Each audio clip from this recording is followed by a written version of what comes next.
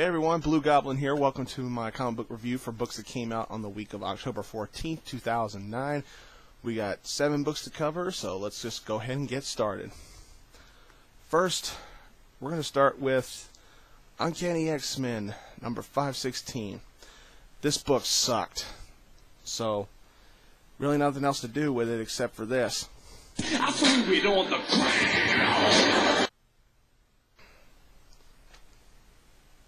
That's it.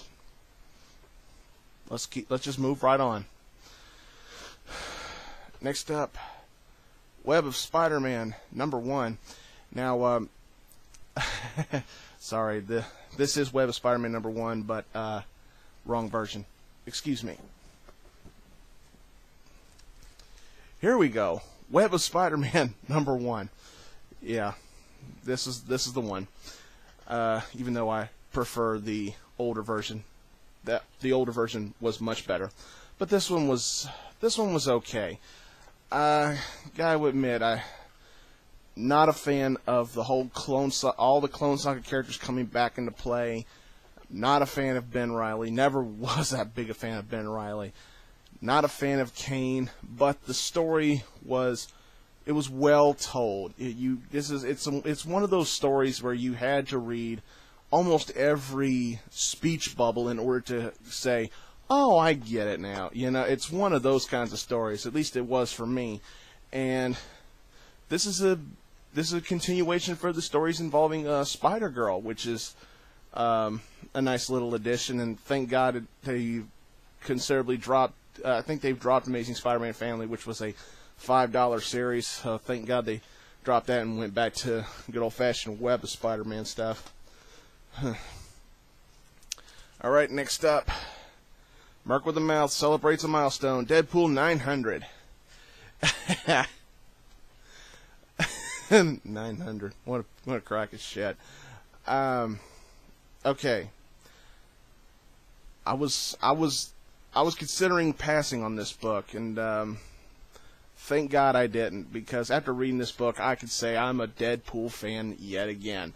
I mean, Daniel Way's stuff was just so blah here lately, and then I picked this book up, and I'm like, yes, Marvel got it right. This is the way Deadpool should be. I mean, this is the Deadpool I love. The funny ass, mercenary who goes out and kills people. This is Deadpool. Get a hint there, Daniel Way. Get a hint. This is how Deadpool should be done. And the biggest thing I was impressed with, there's hardly any ads at all in this book. It's just story after story after story after story. That's how a $5 book should be done. Marvel got it right. Good job. This was great. Very, very good. Very good. Now, let's go to all DC. We're going to start with Booster Gold, number 25, featuring Batman and Robin.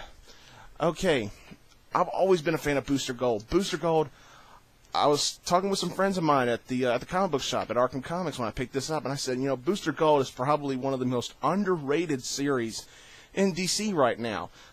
I feel like they should be, plugging this book, probably as much as they're plugging some of the other books here lately, with the exception of Blackest Night.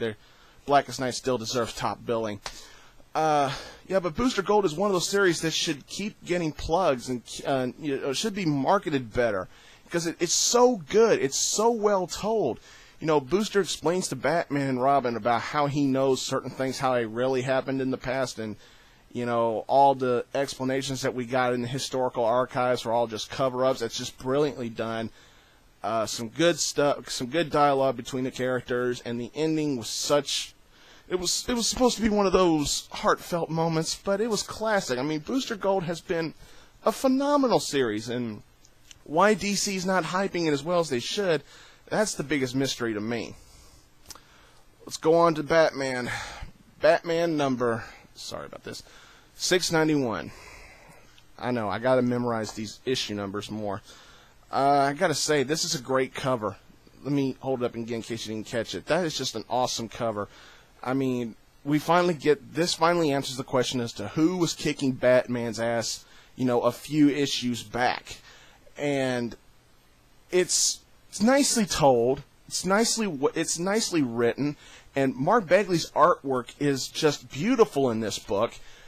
Kind of got to admit, it's not what I expected, but it's still good. It's still well told.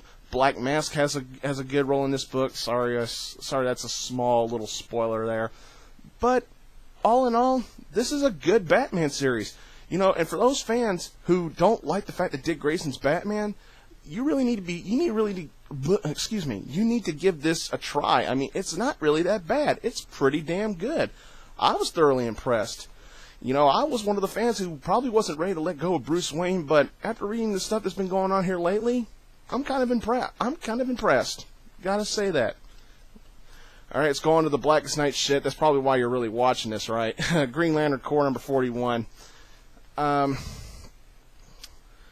say that this is an average Green Lantern Corps story, that's being downright heartless. This is an awesome Green Lantern Corps story. You know, with Peter Tomasi writing the story, the artwork's incredible. You know, from Gleason, the artwork is just awesome. Children of the Corps,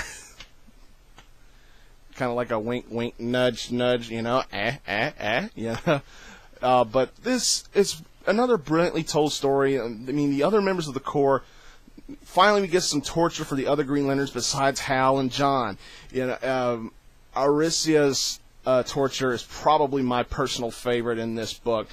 You know, followed closely by Kilowog's torture. I mean, every member of the Green Lantern Corps is just picked on, and their emotions are played with, and it's just an awesome thrill ride that I believe everybody needs to get behind. It's just brilliantly well done. I mean, Blackest Night. It's far exceeding my expectations every time I read it. It's just solid stuff. And now for Ken Jackson's pick of the week, but I can see why.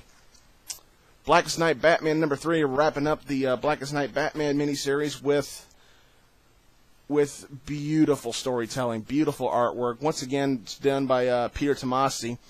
Adrian Sayev, I hope I pronounced that name right, does some nice artwork here. I love the cover with Dick Grayson Batman being pulled to the grave by the Flying Graysons. You know, the Flying Graysons, it was bound to happen eventually, come into play. Tim Drake comes in play in this as well. This is a psychological mindfuck that you just can't look away from. It draws you in when you read it, and when you read it, you're just going, damn. I mean, it's just so well done.